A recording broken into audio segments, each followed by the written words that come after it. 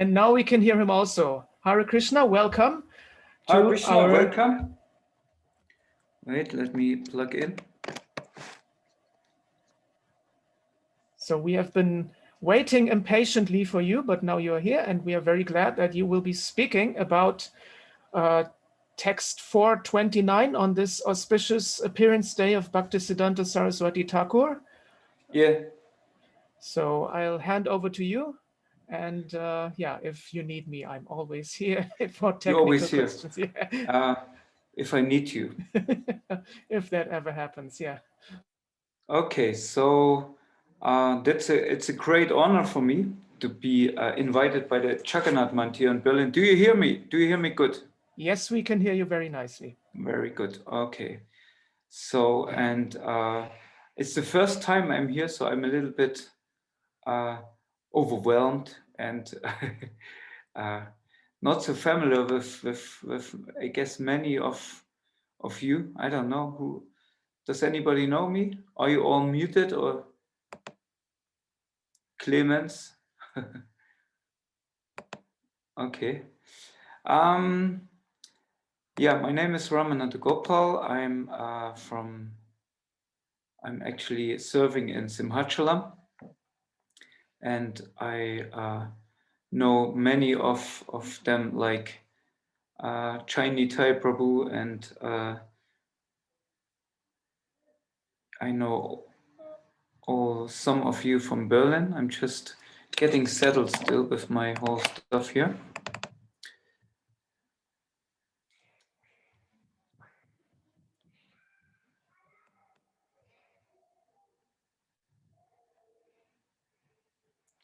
I just here today I saw a joke. It's like a Zoom meetings, or a little bit like this, how you call it, spirit sittings, where everybody join together, and then they're calling, "Are you here? Can you hear us? Are you here?" You get it? We can hear you, but we cannot see you. Something like this, right? Yeah. Are you here? Are you near us? Yeah. Wait a second. So you speak in, why you speak in English, by the way? Because you have many. Most people speak English. Not all of them speak German. I can see that. Yeah, at least some people here don't speak German. And also we put up a recording on YouTube. That's why. Oh, and yeah. The whole world is looking. Yes. Okay. Very, very fine. So, okay. So we have 429. I read it tomorrow to refresh it in the Bhagavad-gītā in the book. But today I have, of course, only the computer now with me here. And you read the verse like a normal Bhagavad-gītā class? Yeah, you can read the verse, but we will not be like...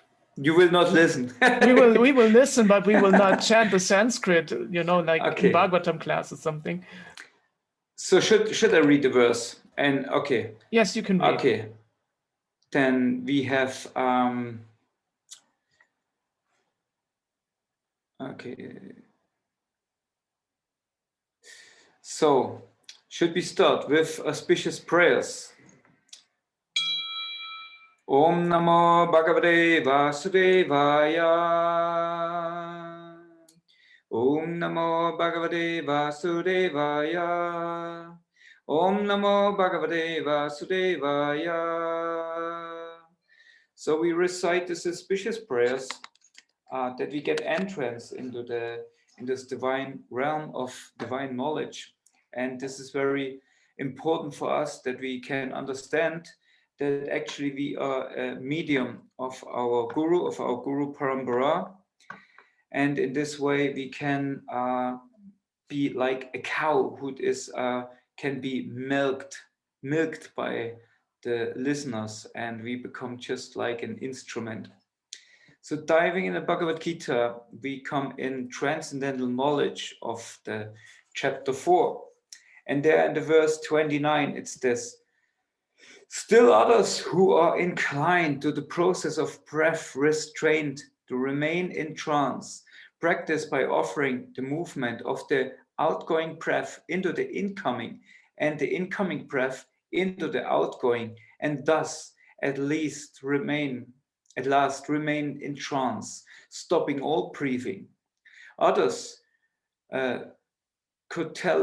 curtailing the eating process offer the outgoing breath into itself as a sacrifice.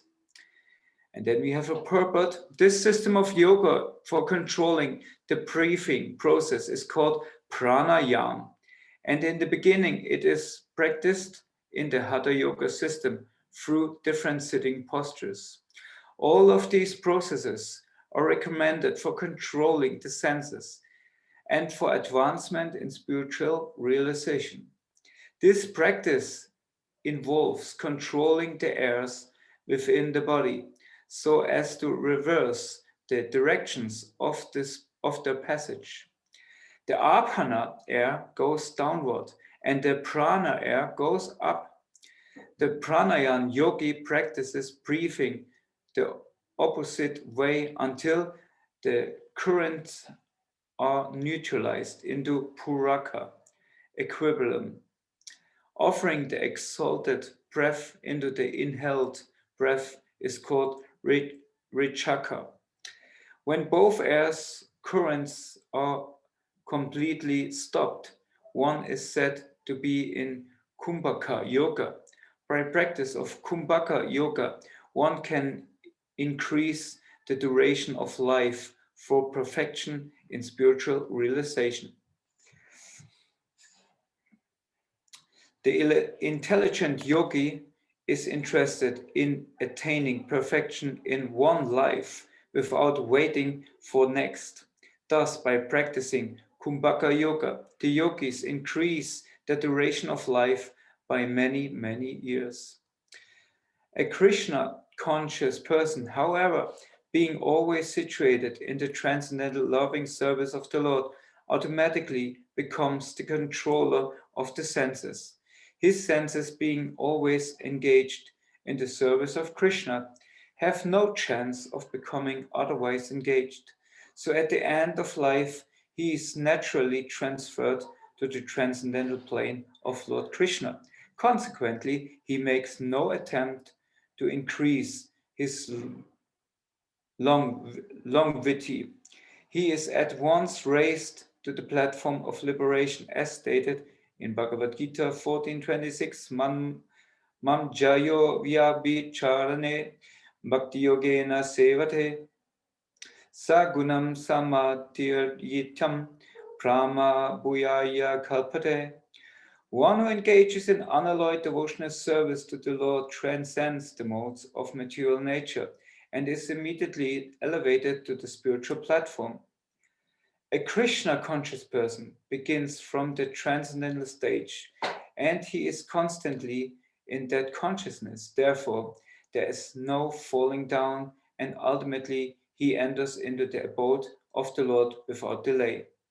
The practice of reduced eating is automatically done when one eats only Krishna prasadam, or food which is offered first to the Lord. Reducing the eating process is very helpful in the matter of sense control. And without sense control, there is no possibility of getting out of the material entanglement. Hare Krishna. So, yeah.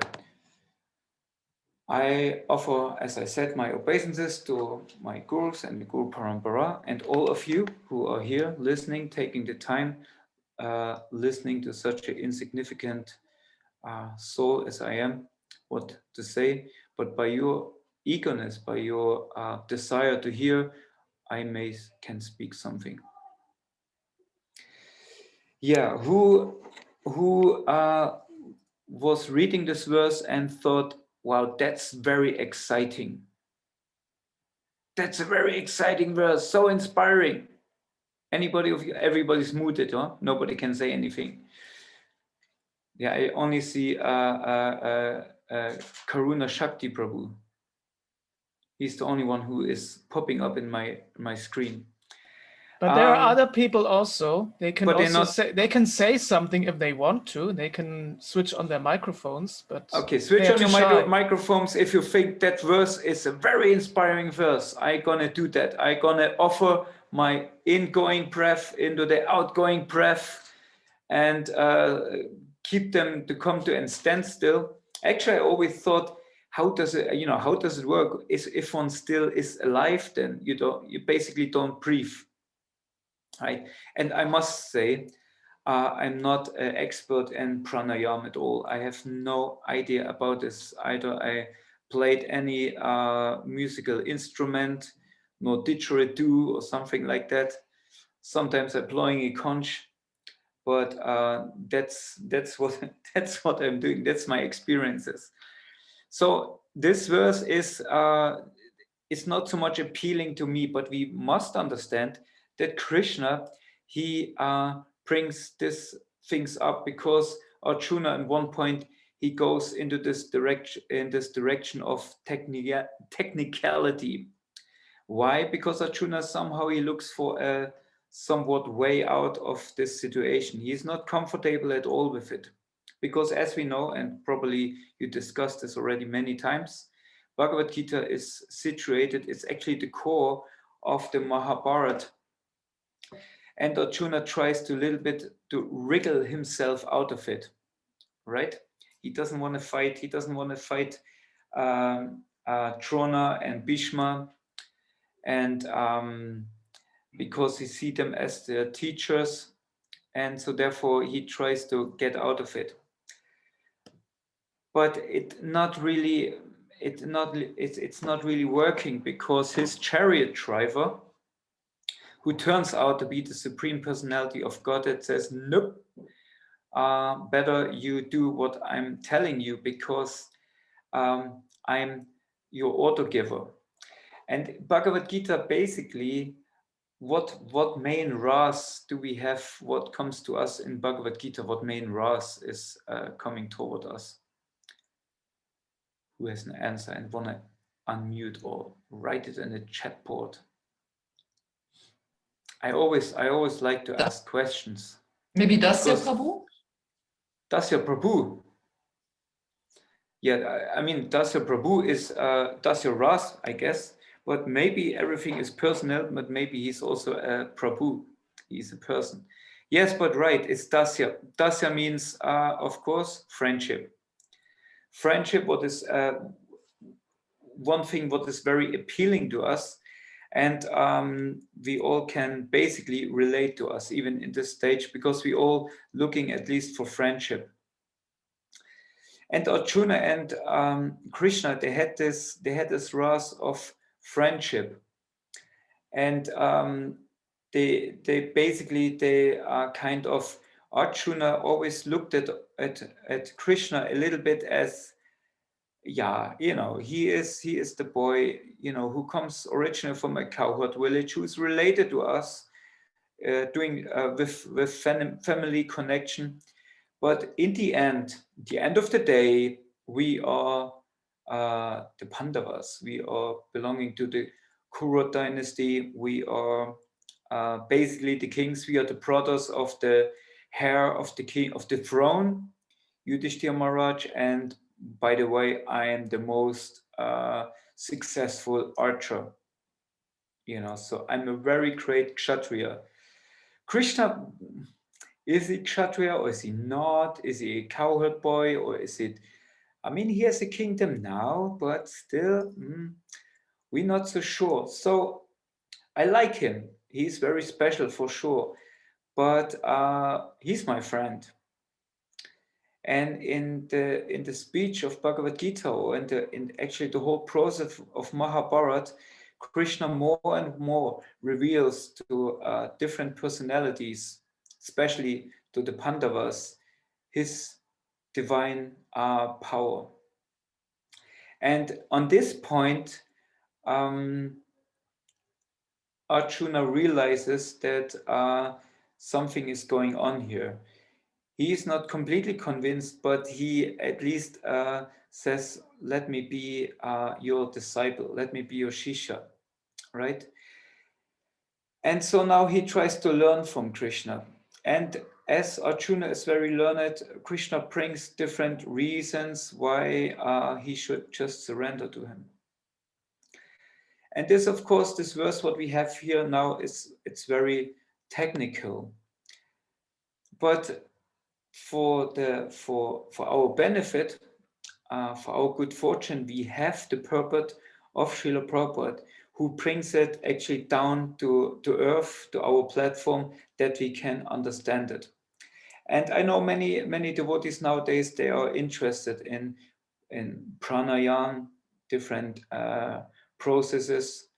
And funny enough, we come to the temple, sometimes people who like to eat prāṇa, and Prabhupada, in the end of the purport, he goes also to the reducing of eating, but he doesn't say we should eat prāṇa.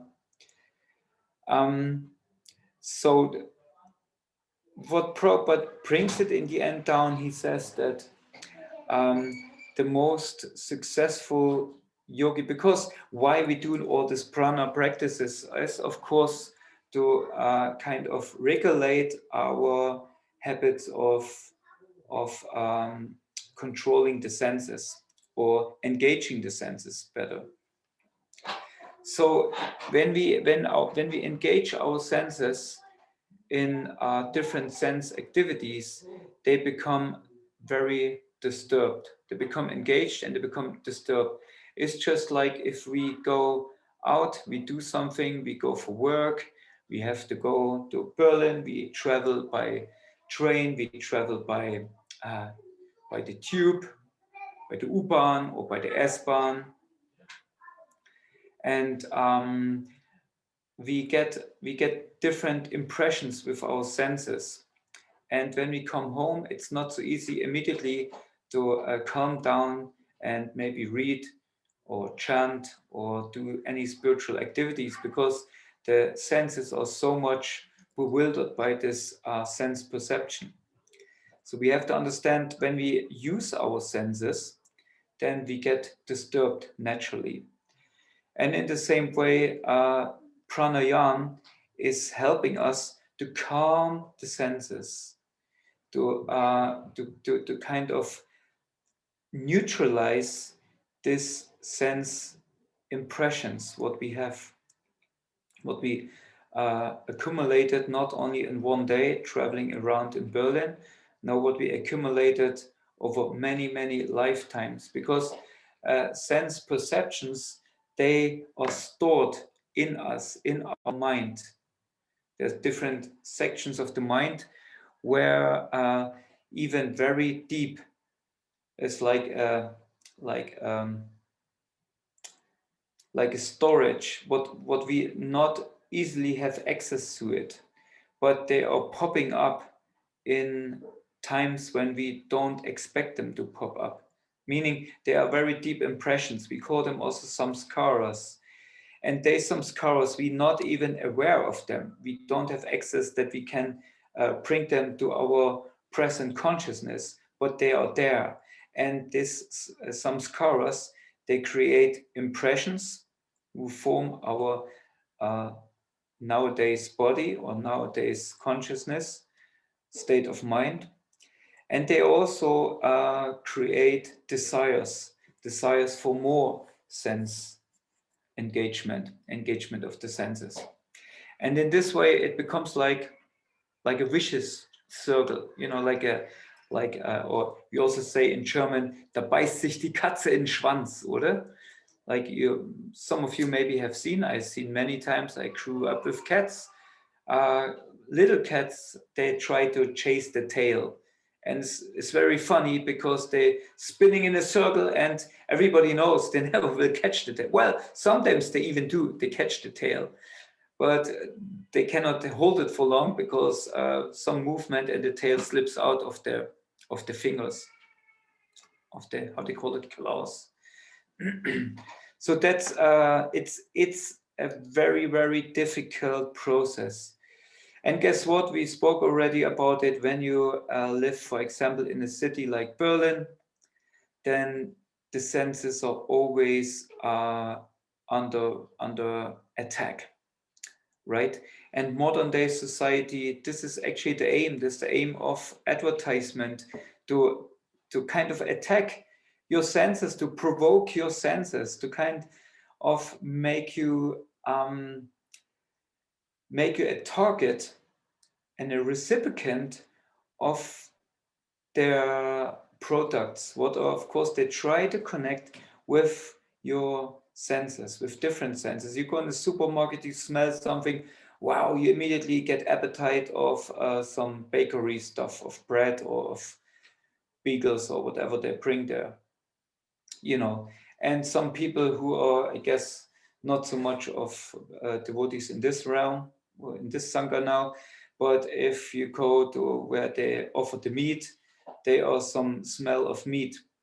And once on Sankirtan and book distribution, my old days, Chai Tai is witness of this still. We went, I don't know with whom I traveled, I think with, I don't know. We were in Bonn, and in Bonn is like the whole city is kind of, or the shopping center is based on a hill, and on top of this hill there was a little hut, and this little hut there was an elderly lady, and it was I guess it was Christmas time, because what she was selling was little bonbons, like little eucalyptus bonbons and peppermint bonbons and all such kind of stuff. And as you know, as Sankirtan devotees, they like to speak to everybody and try to, maybe this lady, she's eager to take a book. I don't know if she took a book, but what do I remember is that she said, "Oh, I have to fill my," I don't know how she called it. And then I saw in down in the back of her box, she had like a little chimney, or little, how you say it, from the car, the Auspuff, a little thing like that, and there came some smoke out. I thought, well, what is this? And there she kind of, how to say, she burned, or she verdampft, she steamed some kind of aromatic substances, what smelled like eucalyptus and stuff like that, to attract the people, the innocent people of the street, to attract them to buy their eucalyptus bonbons.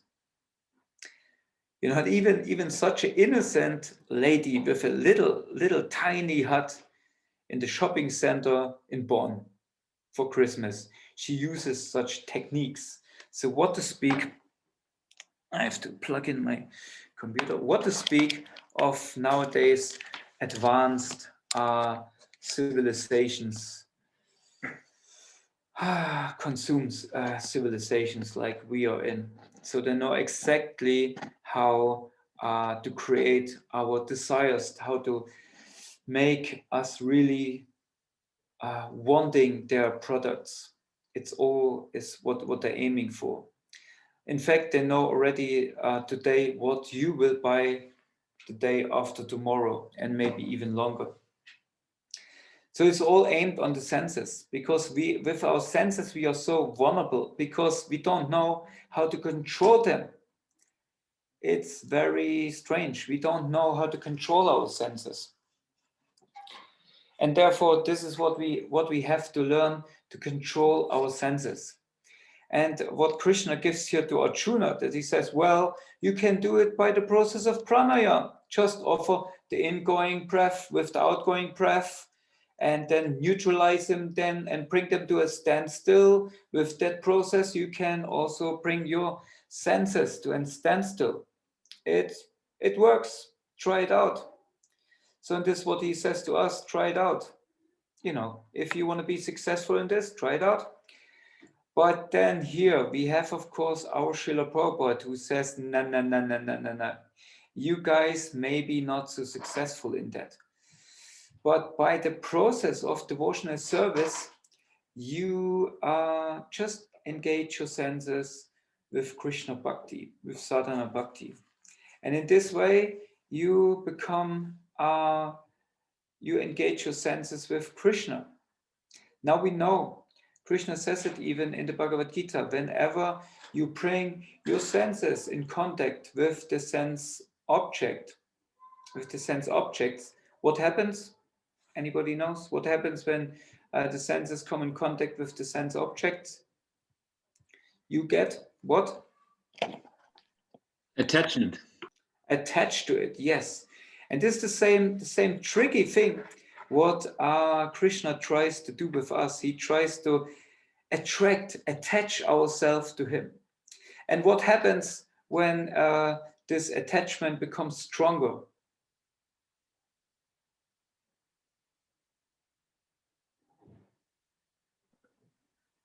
Addiction. Huh? Addiction. Addiction, yes, we get addicted to Krishna. And of course, Krishna used this in the Bhagavad-gītā in the reverse way, kind of a negative thing, right? And because then out of this addiction, then we get so much strong desires and this desires not fulfilled, and then then what happens? What happens? Shiny-tai, don't walk away. I see you. Then what happens? We get what? You're asleep already.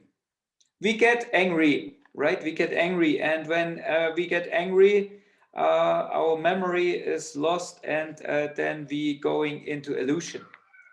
Now, by attaching our senses to Krishna, the whole process is actually vice versa.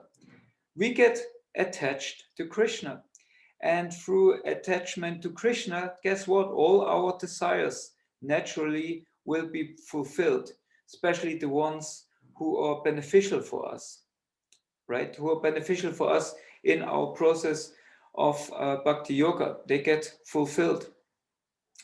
And then when they get fulfilled, we don't get angry anymore. We don't get angry at Krishna, because then we come in the stage where we see that actually Krishna fulfills our needs, our desires for spirituality. And so when we don't get angry, our intelligence is also not bewildered. No, if our intelligence is connected with Krishna, it gets actually purified. And this means when with purified intelligence, we can accumulate real knowledge. We can accumulate real wisdom, the wisdom of the self, the wisdom of Krishna. And this is this Krishna, when he uses this example in the Bhagavad-gītā, he basically says, he calls it lust, our lusty desires. When our senses are connected with the sense object of the material world, lust comes out of it, and with this lust, more and more desire, and we try to satisfy these desires, and then we get angry and all of that. But lust is actually the product of matter, of material life. When we try to engage our senses with the sense objects of the material world who are not really belonging to us, did what was happening to Ravan. He tried to get the property of Ram, Mother Sita, and then he got a big slap on his fingers. And this is what happened to us.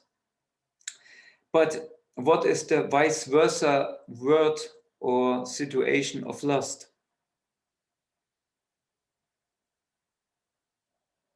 Wer weiß es? Wer weiß es? Opposite of lust is love. Love, yes, Chinese.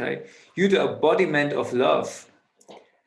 And your love bomb will jump out very soon, I guess. Yeah, it's love.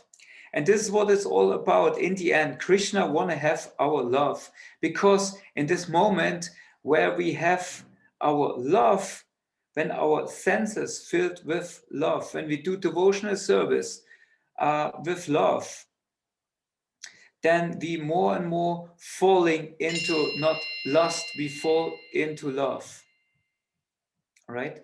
And when we really in love with somebody, anybody of you were already in love before? You ever were in love? Hands up. Yeah. Oh, some some of course don't raise the hands. Poor guys. No, of course, when we are in love, what happens to us? We completely focused. We in ecstasy. If you are in love, you can connect everything with your object of love. You're walking around the street, you see some flowers, shiny type, huh? And you think, oh, I will want to offer them. Remember our conversation years ago? Yeah, we think, oh, I want to bring these flowers to my I could say my sweetheart, right? And then you look around, you see so many people. If you're in lust, you think immediately, how could I? What would be a good way to enjoy that body, right? But when you're in love with your sweetheart, you don't see anybody else. You only look, oh, maybe my sweetheart is coming around the corner. Maybe it's there. Maybe it's here. So that's a very ecstatic situation, isn't it? Right? And it's actually divine feeling because you feel so much connected to your sweetheart. You feel so much. You can you feel so much power, so much. How to say? You feel so much empowered to do anything. Some even promise the sweetheart, I will pick the stars from the sky and bind them into a bundle of flowers and present them to you. Karuna Shakti Prabhu. Right? Yes, we feel so empowered.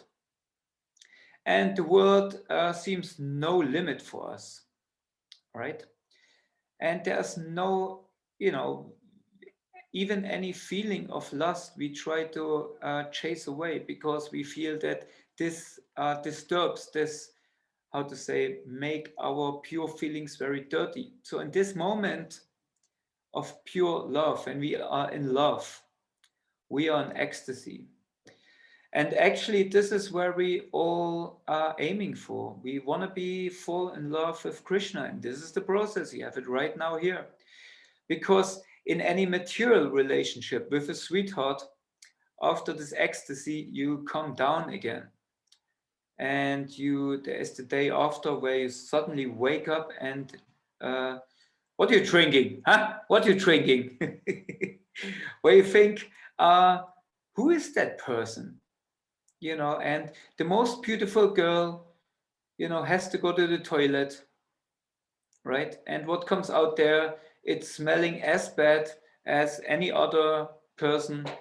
Even an ugly person makes ugly smell, and beautiful persons also make ugly smell. And you think, oh my goodness, what in the end, what happened in the end? But in the spiritual realm, when we fall in love with Krishna, it's more and more increasing. Ecstasy is increasing. The spiritual world is made out of this ecstasy of love. And its matter is always degrading itself. It's like you have something what is very beautiful, a flower what is very beautiful. It diminishes, it shrinkles, it becomes old, it becomes stale, it becomes ugly, it dies. Right? But in the spiritual world, it becomes more and more blossoming. And this is a sign of real love. When you love somebody, really, you more and more discover the beauty.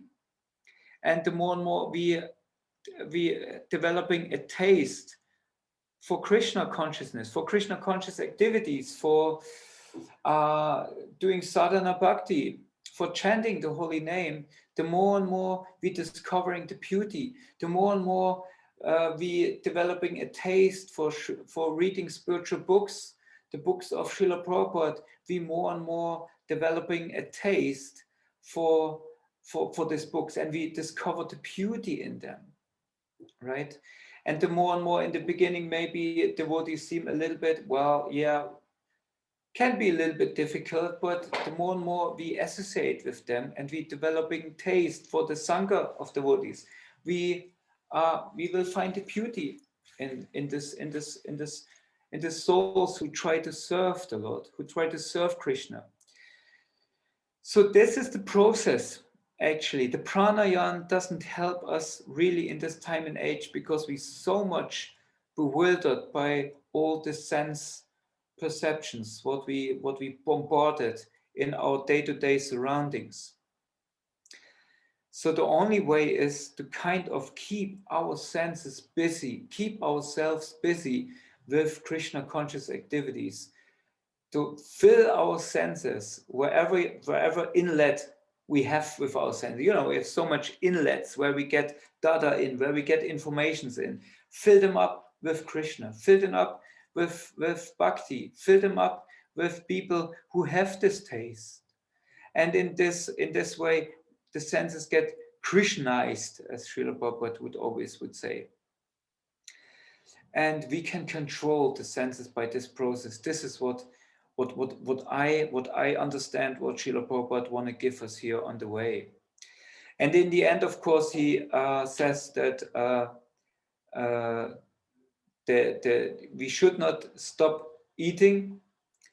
We should eat Krishna Prasad, what is sanctified food. Because even if we try to stop eating and eat only prāṇa, then it's still not really Krishnanized. Although Krishna is for sure the prāṇanath, the Lord of all prāṇa, but still we cannot really offer prāṇa on the altar. At least at the moment we don't have to do. Maybe if some traumatic circumstances, one day we even have to make a prāṇa offering on the altar. I don't know. But it's not so practical, and it's also not so nourishing in our stage where we are, because we have to eat, we have to nourish our body. But and we nourish the body with Krishna Prasad, then our body becomes more and more spiritualized. So yeah, this is what is 7:45. This is what comes out of me when I reading this verse. Now, is there something like a question section or something where you want to pick on me? You're going to pick on me? You guys going to pick on me? Well, people can ask questions, or maybe if they have any kind of comment or criticism, they can also say that. But yes. Yeah, I'll yeah. You will criticize me. I will not criticize. Come on. I have some questions, Prabhu, please. Hare Please Krishna, Krishna, please accept my humble obeisances. Jai Shri please Prabhupada. accept mine. Chai. I didn't understand something in English because my English is not so good. You said at first there is attachment to the sense objects, and when more attachments come, there was a word, some addiction or something like that. Addiction. Addiction. What is it in German? Sucht. Sagt man das? Sucht. Man wird süchtig. Okay, thank you. Ne? Yes, Like, thank you. Now it's clear. That's already. Okay. And thank you very much for your explanation. It relates a lot to me. I have a lot of struggle with my senses and my mind and my false ego during this time. I'm in the fortunate situation that I have not much association with U-Bahn or S-Bahn or something like this. I at the time at home, but I'm now in a separation situation from my partner to come closer to devotees, and I have the feeling that the false ego. The false ego is so intense and so strong. The false ego does not allow that my love to Krishna comes closer. Maybe you have a tip to crush the false ego. And the second question is, you are really close to Prahlad Maharaj, and I've heard that Prahlad Maharaj is in Vatsalyaras, and my spiritual master allowed me to worship a little Gopal deity, and my task is to learn to develop Vatsalyaras. I'm already 50. I don't have own children. It's a little late. And do you have a practical tip for me to how to develop Vatsalyaras?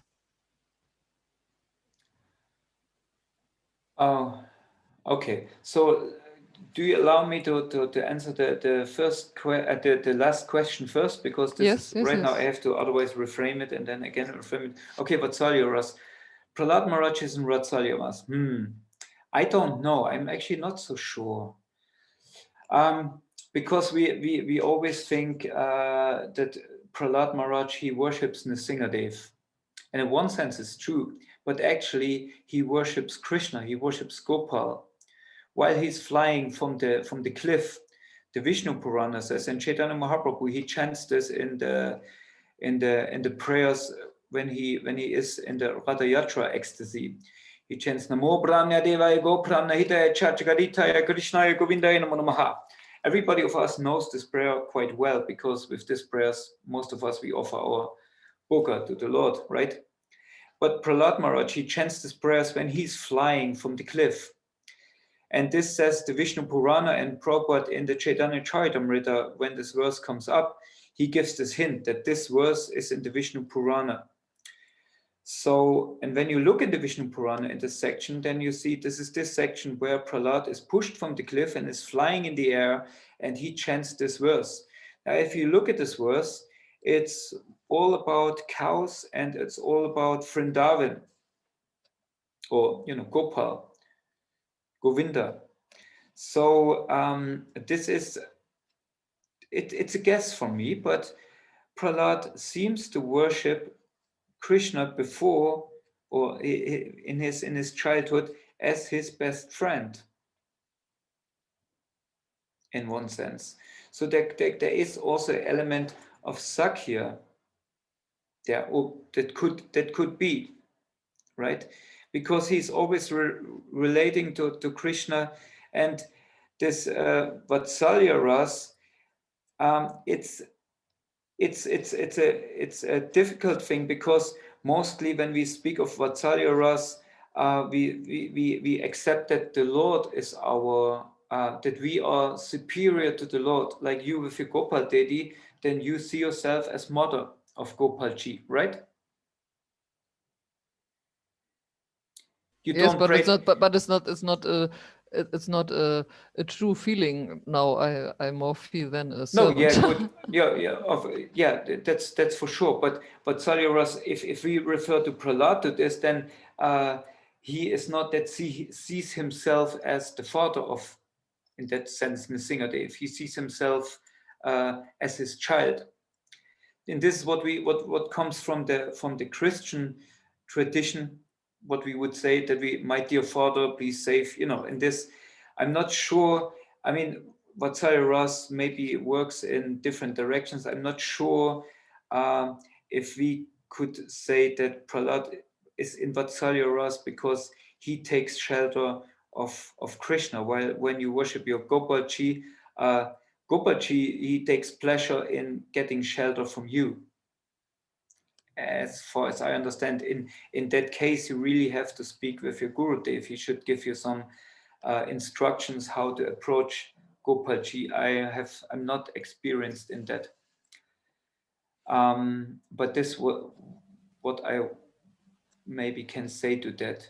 What we have the situation on the altar, of course, here in Simhachalam, is that Prahlad Maharaj taking shelter of Nrsingadev, and Nrsingadev is very happy about that.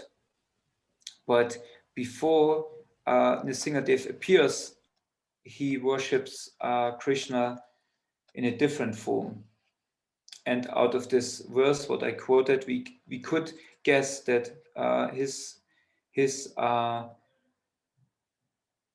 relationship was somehow related to a god who tends the cows and protects the brahmanas, what we could understand very close to Braj, Vrindavan.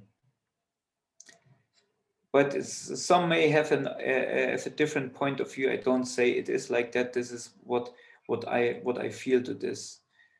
And in the worship of your Gopal deity, yes, please get some further instructions of your Guru Dev, because in the end he is worshipping this deity. You are just assisting.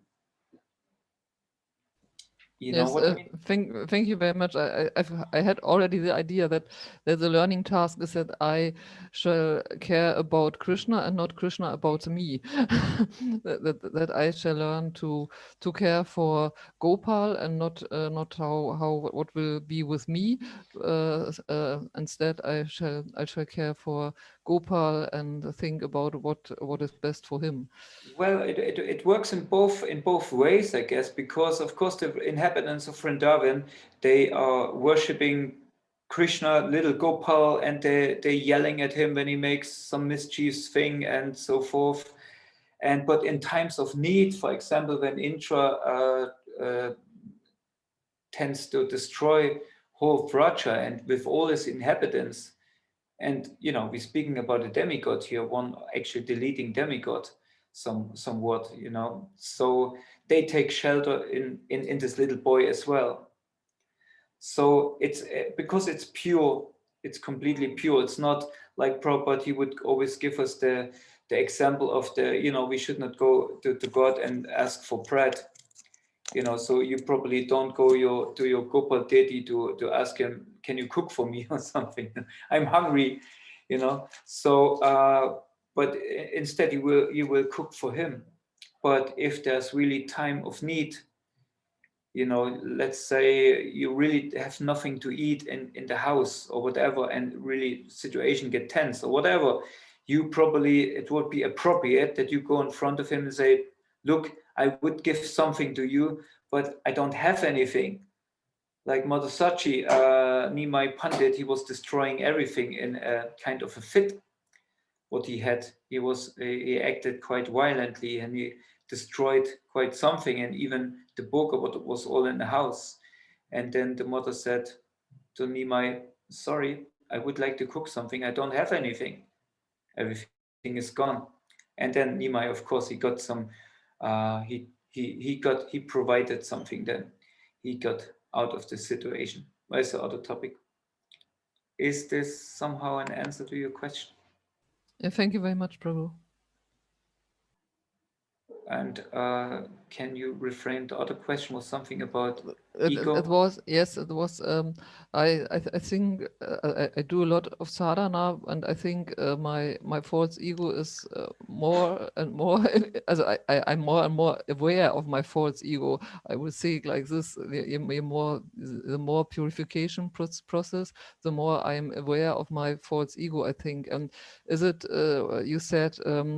The opposite of lust is love, and when we love Krishna, then everything is fine. And do you have experience in breaking the false ego? That I have the feel the perception that the false ego will behindern my love to Krishna.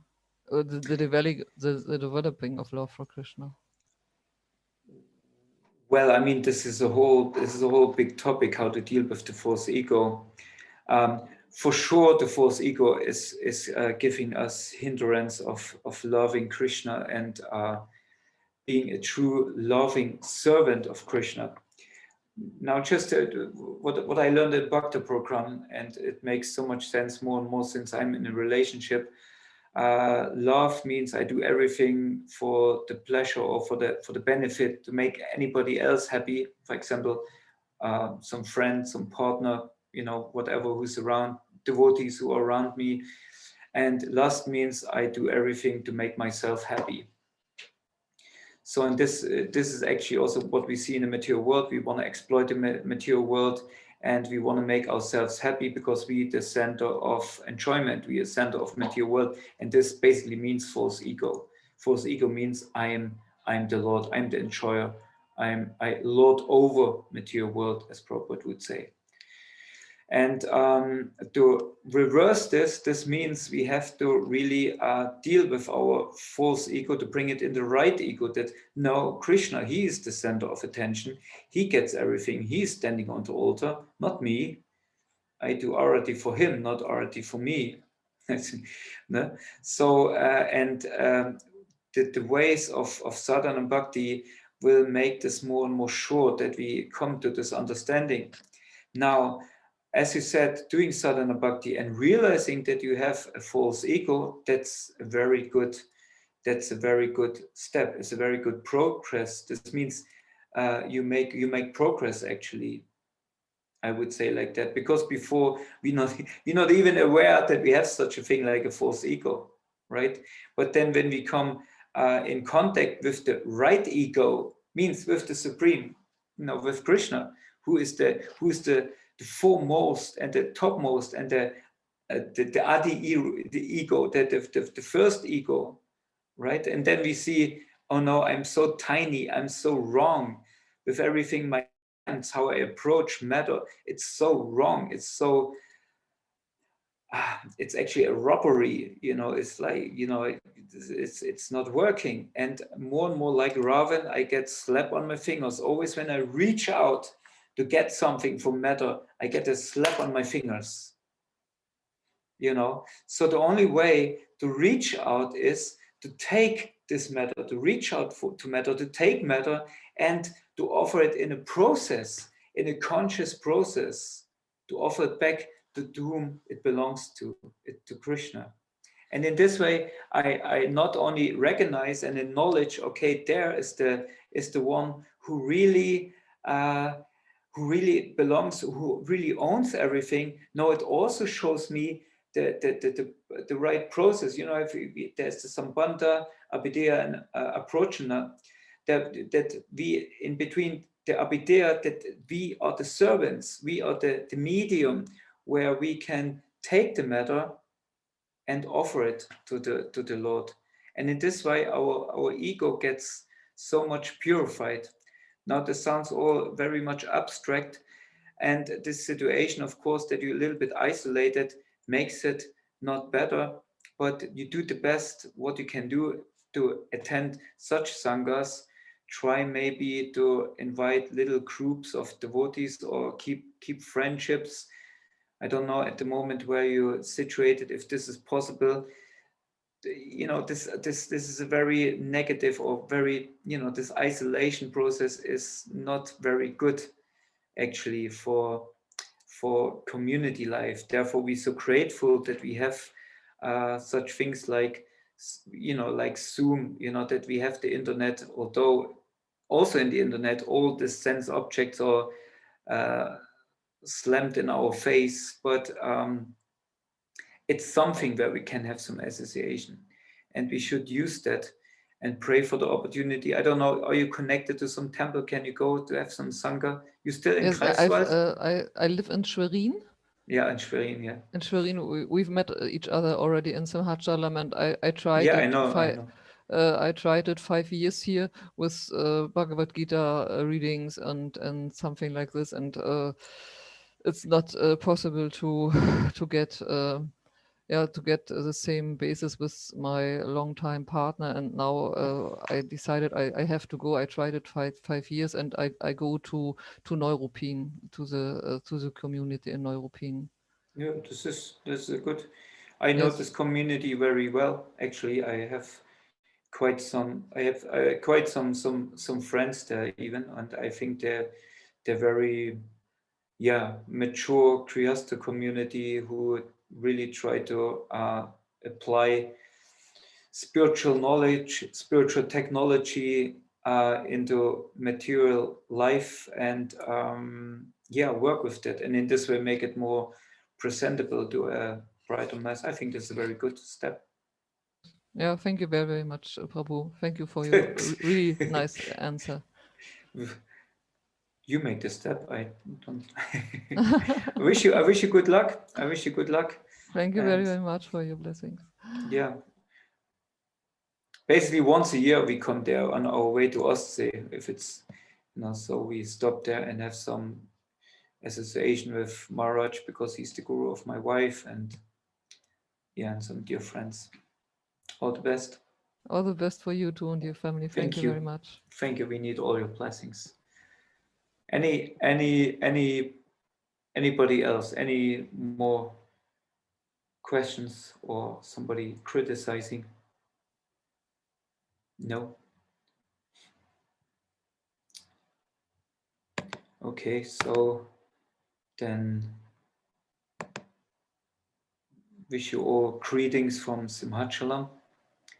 We are here, I'm sitting actually in a temple library. We have Kirtan evening this night, and I hear the Kirtan. I don't know if you can hear it. It's not so loud probably.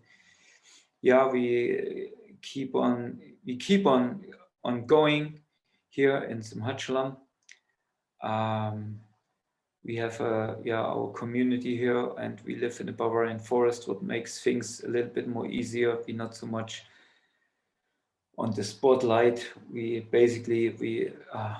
if I don't go out to have to go shopping, or tomorrow I have to go to the dentist, I don't notice so much of this circumstances at the moment. So we're very grateful and happy that we can be here. But we do need all your prayers and blessings that we can continue to serve in this way.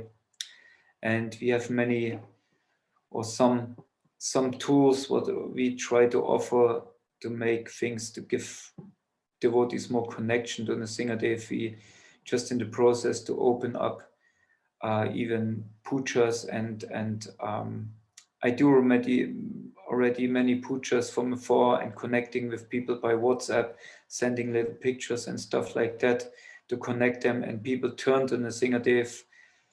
The last year I had so many approaches where I prayed in front of Lord Nrsingadev for different devotees, for their whatever parents, whatever we had there, and some of them had quite really amazing results. And we try to developing this more and more, that people can connect even in these situations with Nrsingadev, and we kind of really reconnect them, connect them back and satisfy them. Yeah, so if there's anything what we can do for you, please let us know. We're very happy to assist you or connect you, being an instrument to approach Nrsingadev. This is our service, what we can do as community for the wider, broader community. And and our obeisances to Lord Jagannath, long time not seen. I was always very attached to these deities. They were always so merciful. Whenever I came near them, I ended up somehow doing some service for them, and I found them always very merciful. And please pray to them that I can somehow or other be a useful instrument in the mission of Srila Prabhupada and Chaitanya Mahaprabhu, whose Ishtadev is Lord Jagannath. Hare Krishna. Hare Krishna, thank you very much. That was very nice, very interesting lecture, and also very nice words at the end. Thank you very much, Ramananda Prabhu, and we hope to see you again very soon. And maybe you will have darshan of Jagannath very soon. Please pray for us, all the devotees that have joined us, and also our different communities, our Berlin Sangha and our temple. Thank you also to all those of you who have joined us tonight. I can see some, mostly familiar names and familiar faces. Thank you very much for being with us. And thank you very much. And see you maybe next week or some other time. Hare Krishna.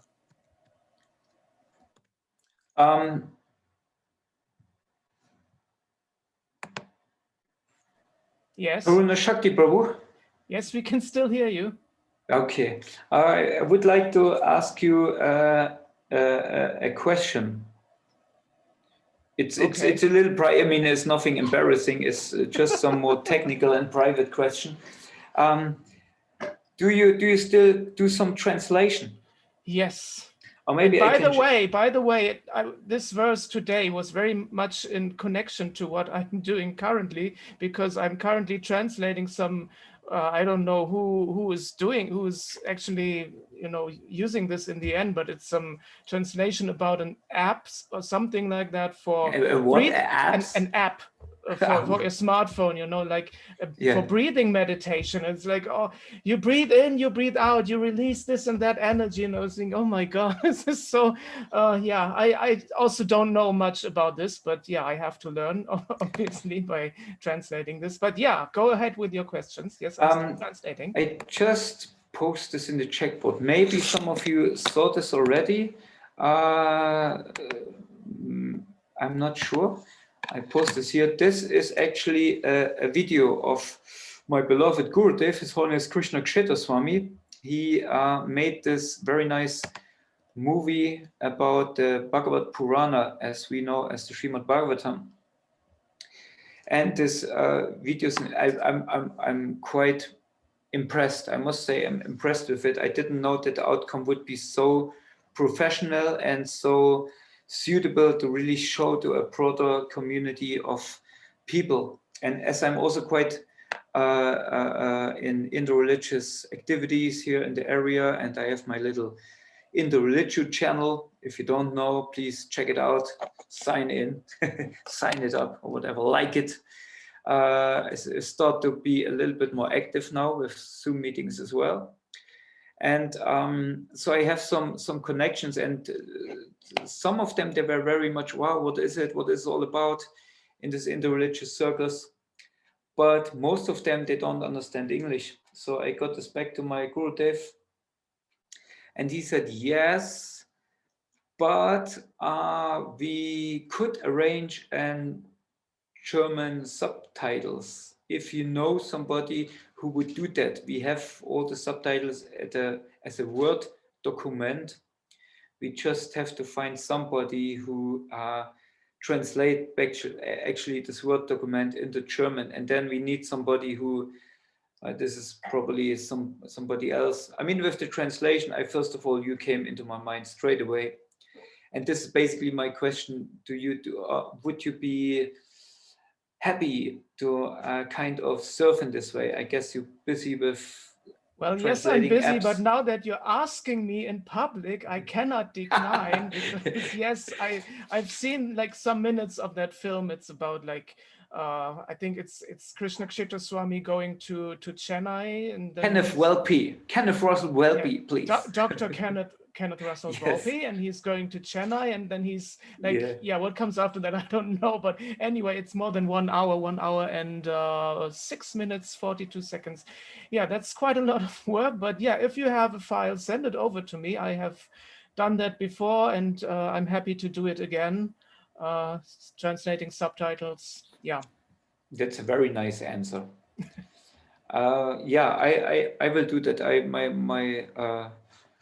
Our Krishna Kshetra Swami will be very happy to hear that, because it's already in some language. They even I think they do it in Chinese. They're already working on it, and so yeah, Russia they do it, and something like that. That would be a quite step, and then I can see who can kind of bring this into the movie. I don't think you are skilled in this. I don't know. I don't know. I don't know how does it work.